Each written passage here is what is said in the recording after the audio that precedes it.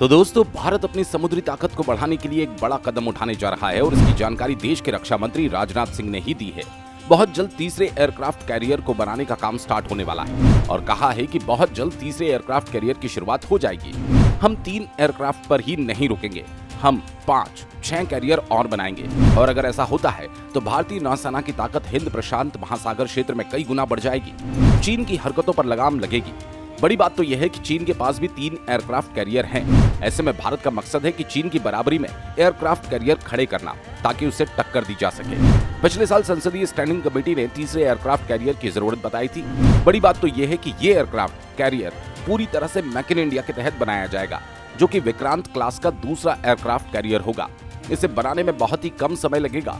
आपको बता दें, भारत के पास रूस निर्मित 2 एयरक्राफ्ट है, IS विक्रमादित्य और स्वदेश निर्मित IS विक्रांत। हालांकि अपनी ताकत को बढ़ाने के लिए रक्षा मंत्रालय को 65,000 टन के डिस्प्लेसमेंट वाले एक दूसरे स्वदेशी विमान वाहन, जिसे IS विशाल कहा जाता है, उसके निर्माण पर विचार करना पड़ रहा है। अनुमान के मुताबिक $6.25 बिलियन IS विशाल का निर्माण कोचिन शिपर द्वारा किया जाना है। भारतीय नौसेना 2030 तक इस विशाल जहाज को अपने बेड़े में शामिल करने जा रहे हैं, जिससे उसकी लड़ाकू क्षमताएं और बढ़ जाएंगी। अब सवाल ये कि भारत के तीसरे एयरक्राफ्ट कैरियर से कितना और कैसा फायदा होगा। तो बता दें, रक्षा एक्सपर्ट्स के अनुसार भारत के तीसरे एयरक्राफ्ट कैरियर का सबसे बड़ा फायदा जापान को होगा। आसपास के समुद्री इलाकों में भी शांति का माहौल बनेगा।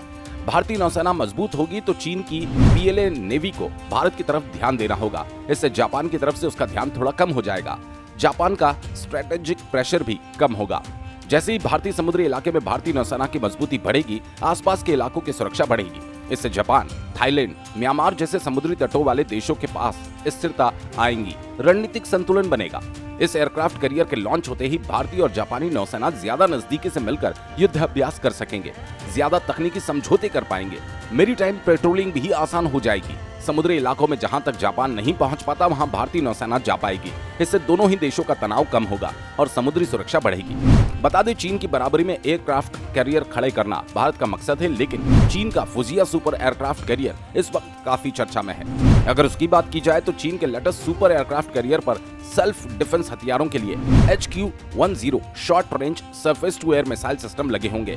इसका रडार सिस्टम भी आयात का है, यानी लंबी दूरी से आने वाली मिसाइलों को फाइटर जेट्स को ट्रैक कर सकता है, साथ ही टारगेट को लॉक कर सकता है। इसके अलावा ये माना जा रहा है कि इस पर चीन अपने J-15B फाइटर जेट तैनात करेगा।